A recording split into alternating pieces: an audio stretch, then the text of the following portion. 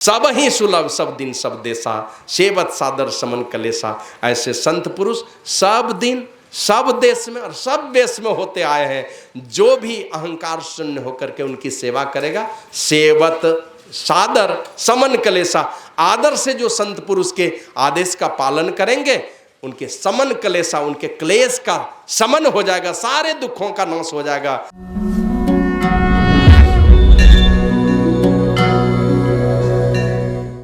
तो कहते हैं जो सुजन समाज है ये शकल गुण खानी, सारे गुणों के खजाना है।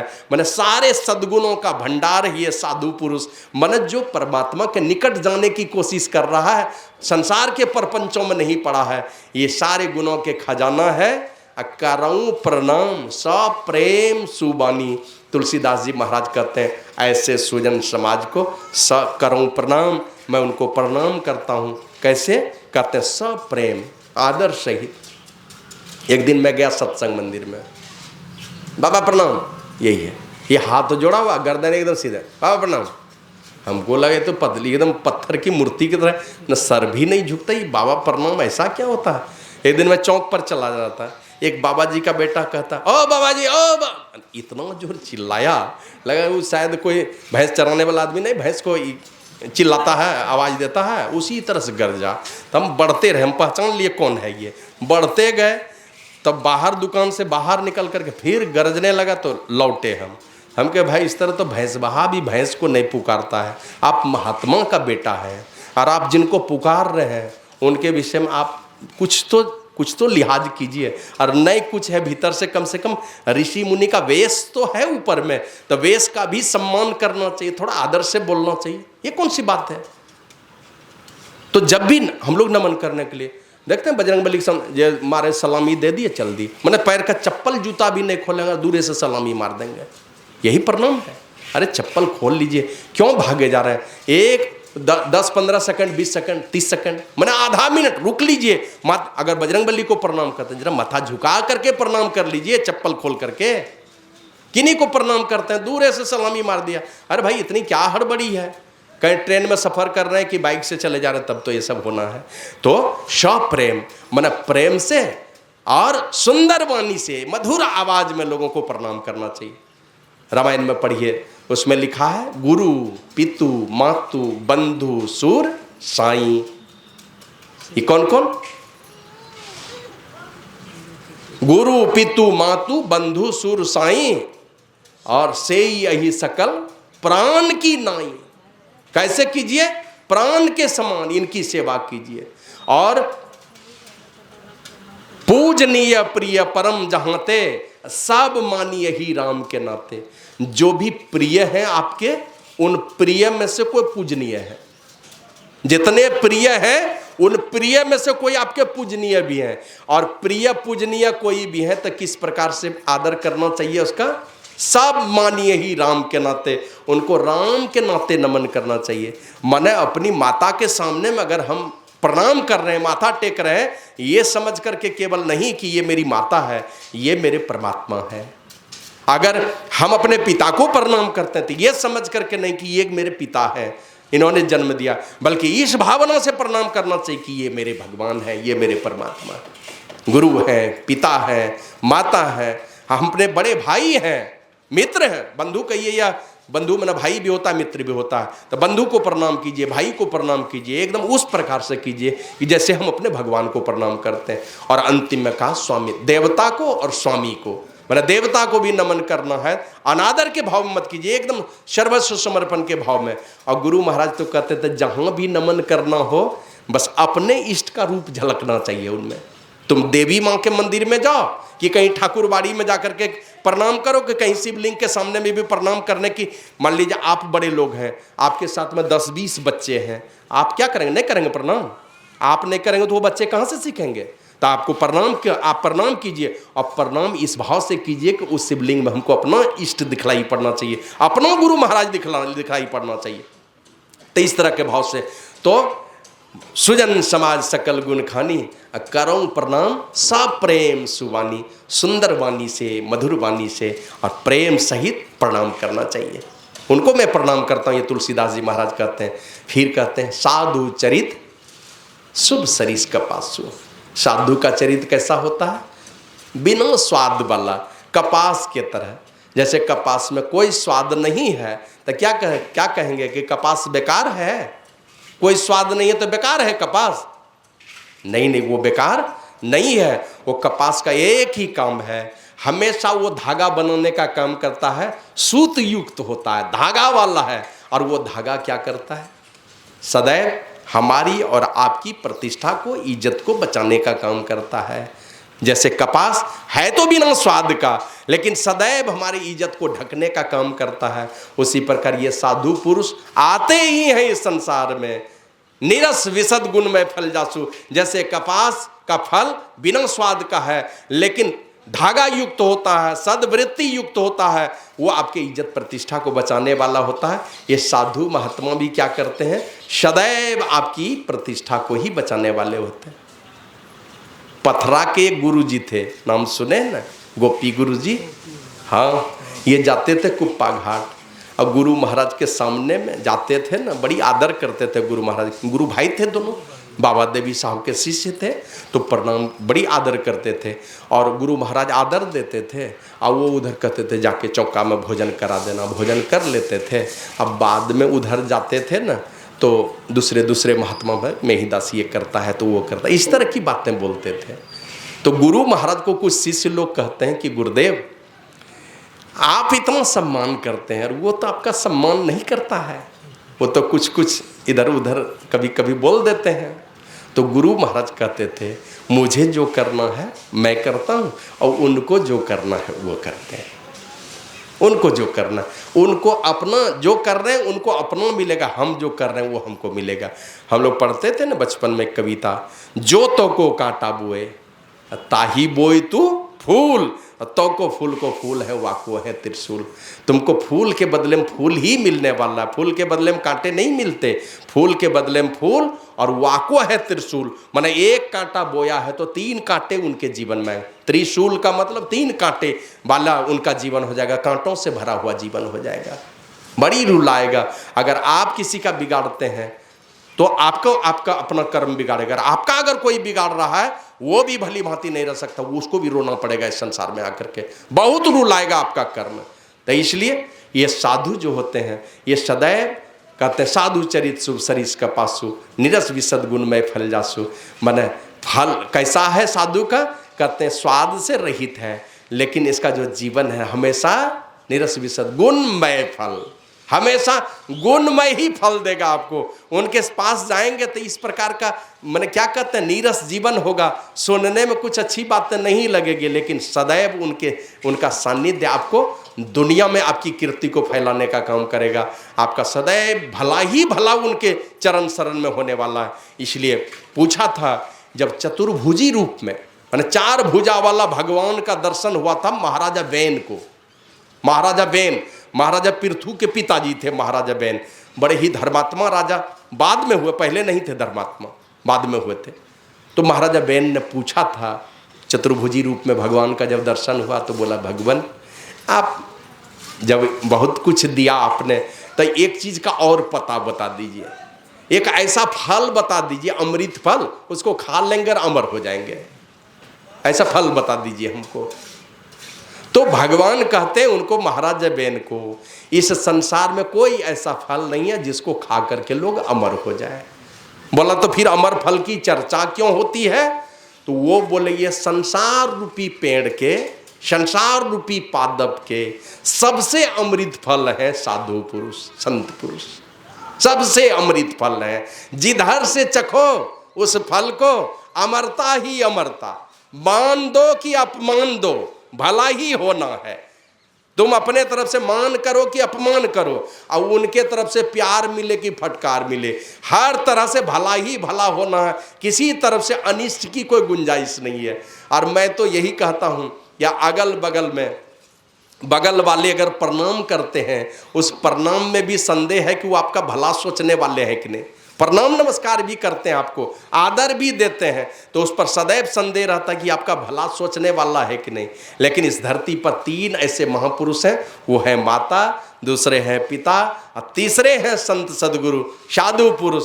ये सदैव उनका फटकार में भी आपका कहीं अहित छिपा हुआ नहीं है, दूर दूर तक कहीं अहित नहीं होने वाला, भला ही भला होना। बगल वाले के प्यार में कभी लोग उलझ करके जो है ना, लोग बगल वाले से दोस्ती कर लेते हैं, अपने घर में उस कीमती माता और पिता जैसे भगवान को लोग ठुकराते हैं, बगल वाले से दोस्ती करके रखेंगे। नहीं नहीं, ये भूल से भी कभी ऐसा नहीं सोचना चाहिए। तो ये साधु पुरुष कहते हैं, साधु चरित शुभ सरिस कपासु निरस विशद गुण में फल जासु, और जो जेहि दुख पर छिद्र दुरावा वंदनीय जेहि जग जसु पावा। साधु महात्मा का क्या काम है? बस आपके अपजस को छिपा देगा। आप कुछ गलती कर रहे हैं तो उसको छिपा देगा, आपके अंदर में कुछ अच्छाई है तो उसको बढ़ा देगा सारे संसार में। यही महर्षि में ही चरित में शायद आप लोग पढ़े होंगे। एक बार ये क्या कहते हैं, महर्षि में ही चरित जब लिखा, ये अभिनंदन ग्रंथ लिखा जा रहा था, नहीं महर्षि में ही चरित ही लिखा जा रहा था, और उसका कंपोजिंग चल रहा था प्रेस में। अब कंपोजिंग करते समय पहले तो लेटर बॉक्स होता था, च छ ज अलग अलग बॉक्स में अलग अलग लेटर रखा होता है, लोहा का था कि पीतल का था, अक्षर रहता था उसमें, अ आ हर्षई दीर्घई। अब अ का खटाल है उसमें 100 अ है, आ का खटाल है 100 है, क का खटाल है 200 है। इस तरह से अलग अलग बॉक्स में लेटर सब रखा रहता था।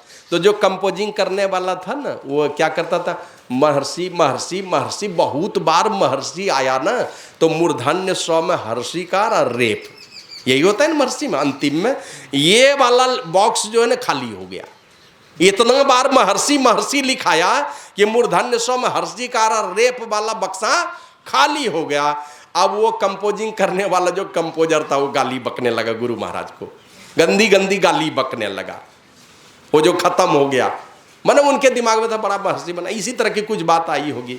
अब ये उधर गाली दे रहा है और बाहर जैसे आकर के फिर क्या मन में हुआ, अंदर जाके देखता है एक बक्सा फिर से मूर्धन्य स्व में हर्षि का रेप उसमें भरा हुआ है।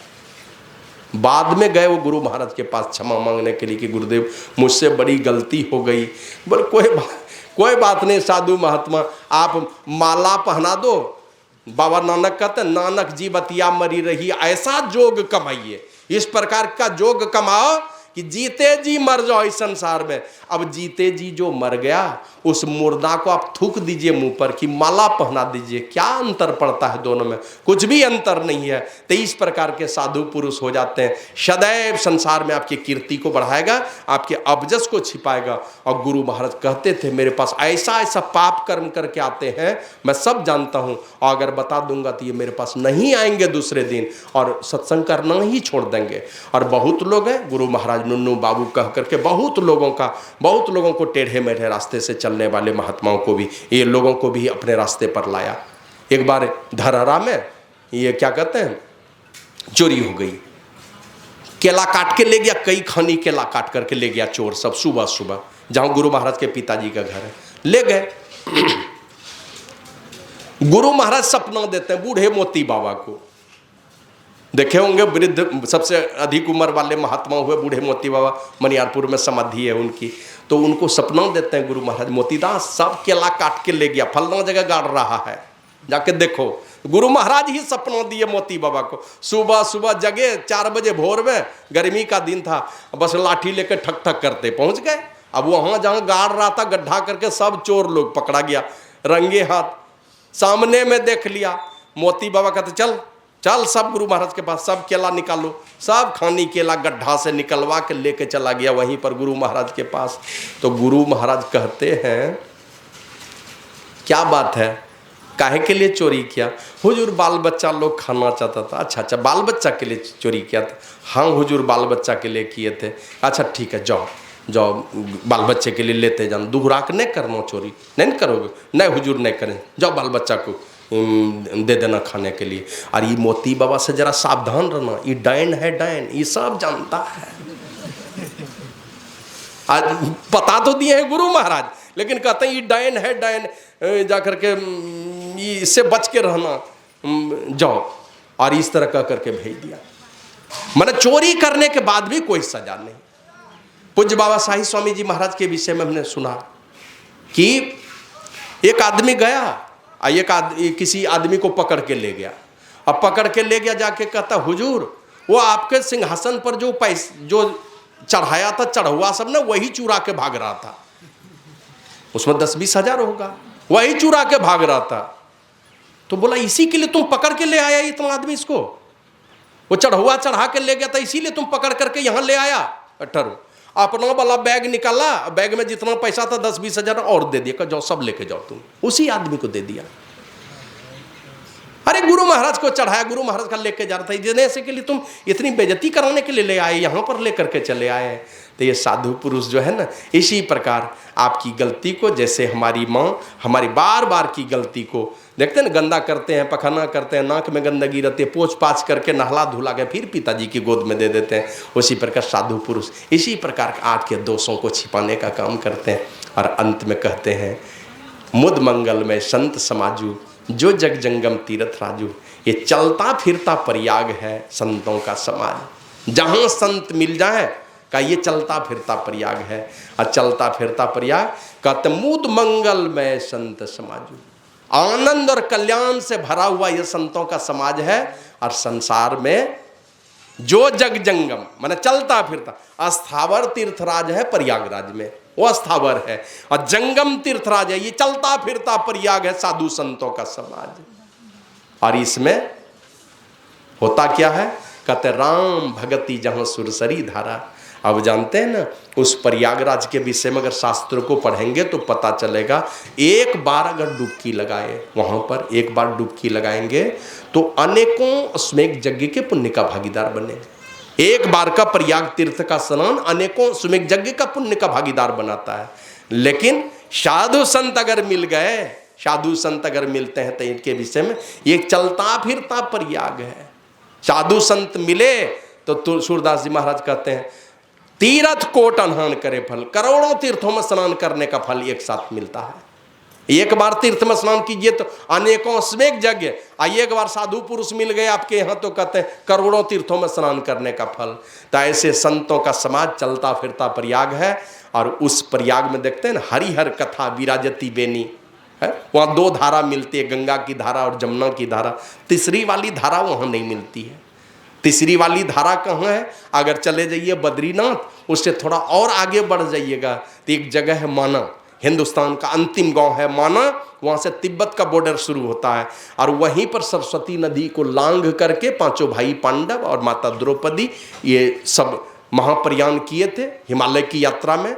ये स्वर्गारोहण पर्व में महाभारत में चर्चा है, वहाँ से यात्रा हुई थी उनकी। तो वहाँ सरस्वती की धारा है। गणेश भगवान का साप मिला है उनको, तो वहीं पर अंतः सलीला हो गई, माना उधर से आई है, आप सरस्वती को देख लेंगे। लेकिन ये कुएं की जैसी आकृति है, उसी में वो माता सरस्वती जो डूबी है ना, तो डूब गई उसी कुएं में। और ऊपर से दूसरी नदी बहती है, उसको अलकनंदा कहते हैं। वहीं से अलकनंदा की शुरुआत है। माता सरस्वती वहीं पर अंतः सलीला हो गई, प्रगट हुई प्रयागराज में आकर के। लेकिन हो सकता पापियों के पाप के चलते वो सरस्वती भी कहाँ चली गई पता नहीं, किन्हीं को दर्शन नहीं होता। दो ही धारा का दर्शन होता है। किस प्रकार?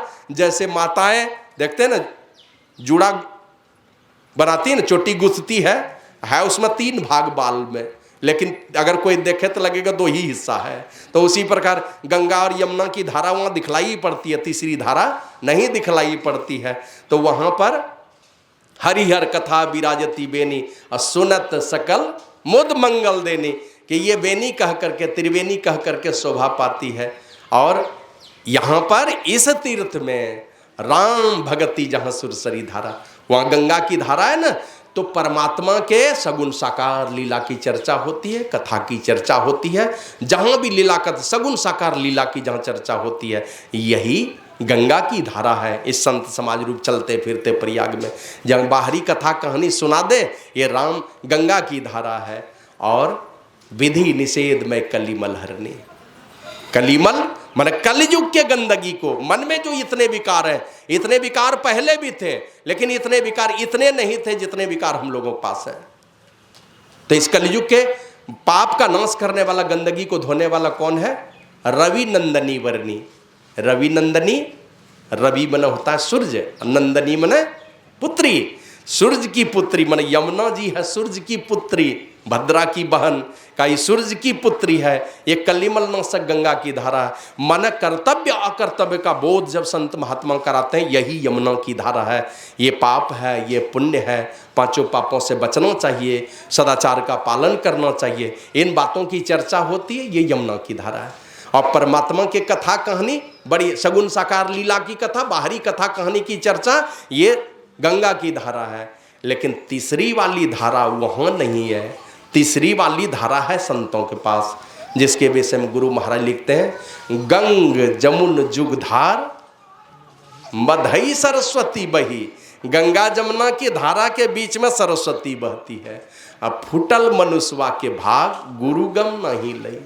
उस मनुष्य का भाग्य फूटा हुआ है जो गंगा में डुबकी लगाए, जमुना में डुबकी लगाए, मतलब बाहरी कथा कहानी सुने, अब पाप पुण्य से बच के रहे, लेकिन जहाँ जाकर के परम पवित्र होंगे, जिस सरस्वती की गहराई में डुबकी लगा करके, उसी का भेद नहीं जाने, तो कहाँ से मन चंगा तो कठोतीम गंगा, कहाँ से होने वाला है उसमें डुबकी लगाना, कहाँ से लगाएंगे।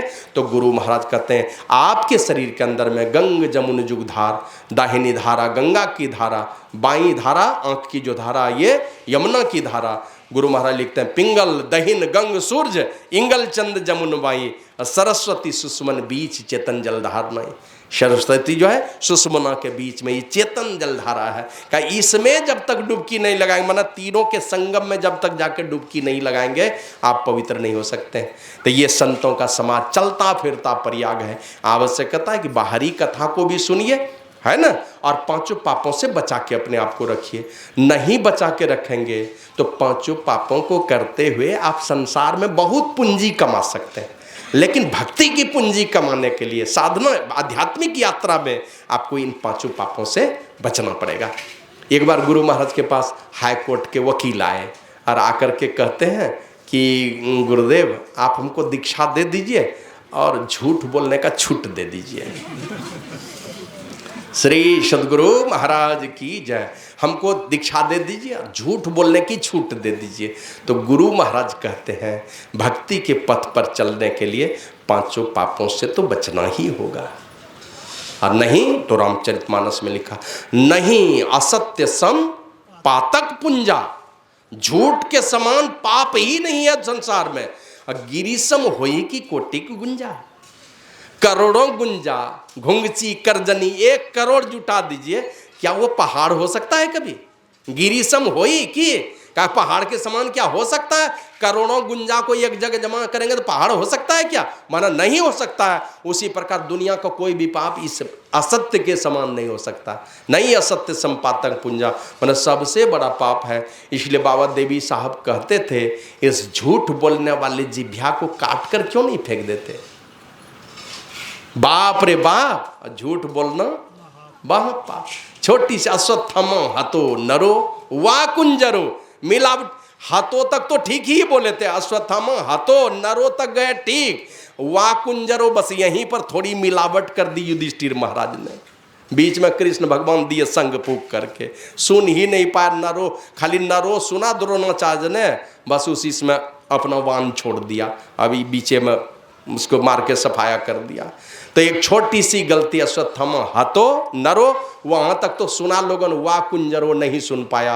मन मिलावटी बात बोलने के चलते परेशानी क्या हो गई कि इतने बड़े धर्मात्मा कहाँ गए?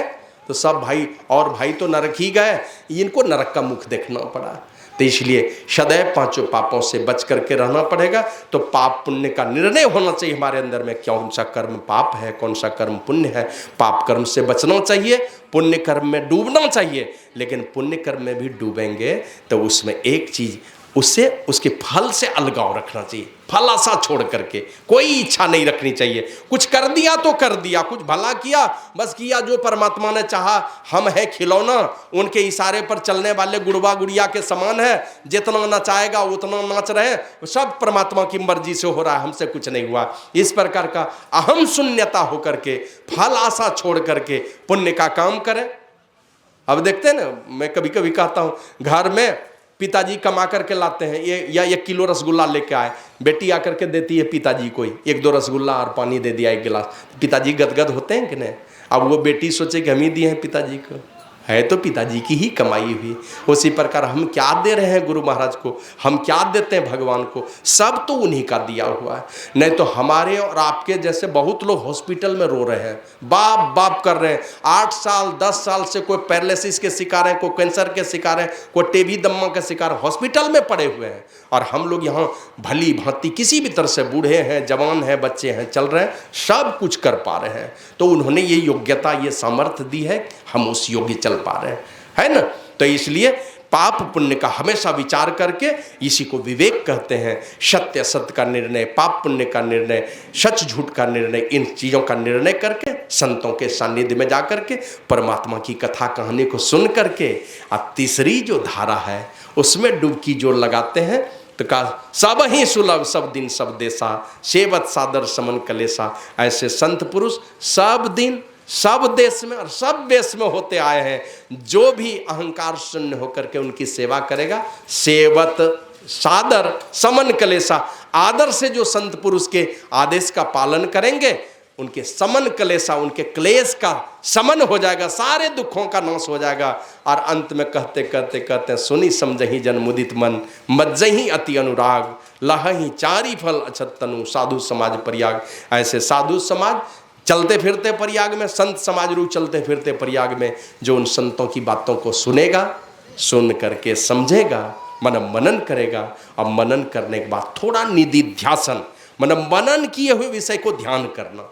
जो चीज़ सुना उसको समझा, मनन किया, अब मनन करके उसको अपने ध्यान में उतार लेना, ये निधिध्यासन होता है। तो थोड़ा ध्यान कर लेना है। तो इसके लिए वही गुरु महाराज कहते हैं, नित प्रति सत्संग कर ले प्यारा, तेरा कार सरे सारा। साधु संतों के सानिध्य में जाइए, बाहरी सत्संग कीजिए, बार बार ले जाइए। साधु संतों से दूर होके मत रहिए, साधु संतों के निकट होकर के रहेंगे ना, अगर उनकी दया हो गई, संत पुरुष एक बार अगर निहाल कर दिए, दृष्टि फेर दिए जिस दिन, आपका बेड़ा पार हो जाएगा। तो संतों का सानिध्य बार बार मिलता रहे, सत्संग बार बार मिलता रहे। गुरु महाराज कहते हैं नित प्रति सत्संग कर ले प्यारा, तेरा कार सरे सारा। रोज सत्संग कीजिए, बाहरी सत्संग कीजिए, और बाहरी सत्संग करके मन को रिझा करके आंतरिक सत्संग में लगाइए।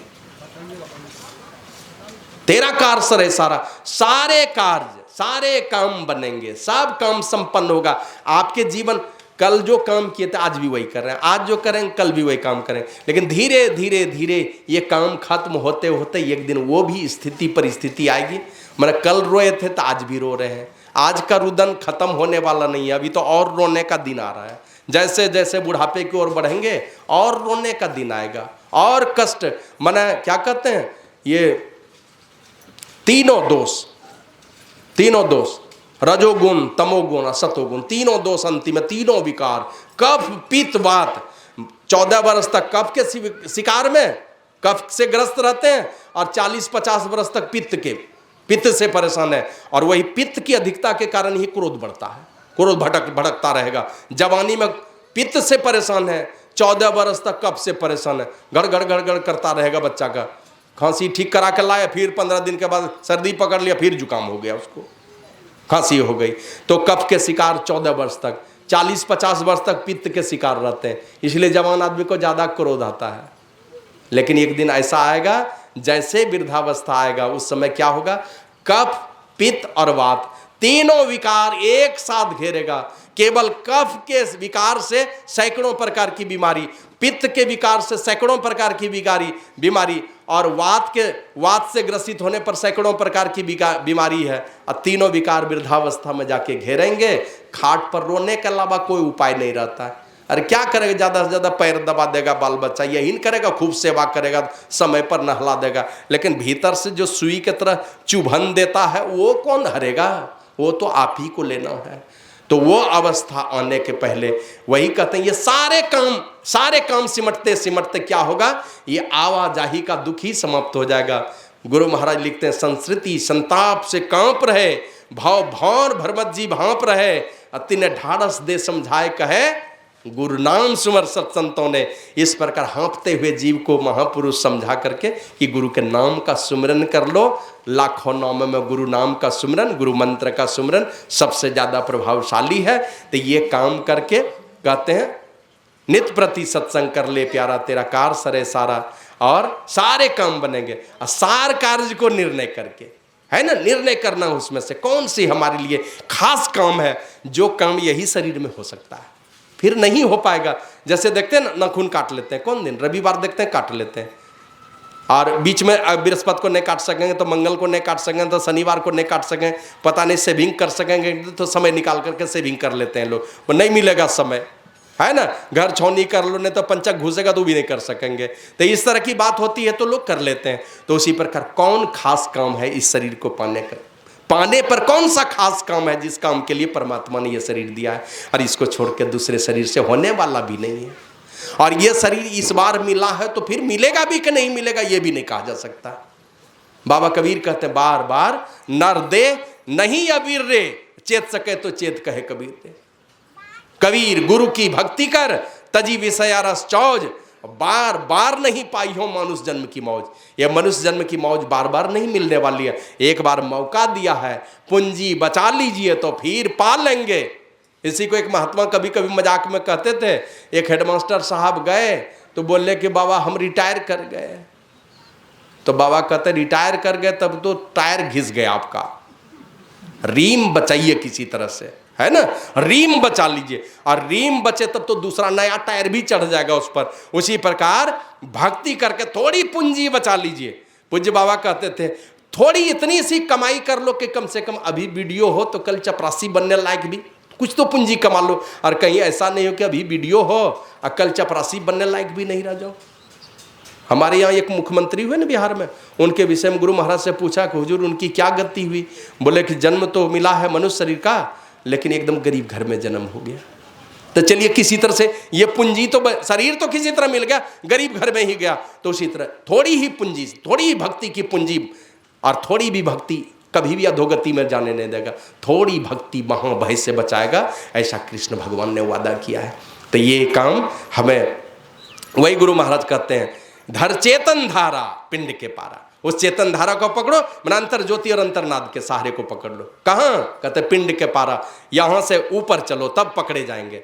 धर चेतन धारा पिंड के पारा, 10वें द्वारे का, 10वें द्वार में, मैंने पिंड से ऊपर उठाओ, 10वें द्वार में जाकर के उस धारा को पकड़ सकोगे।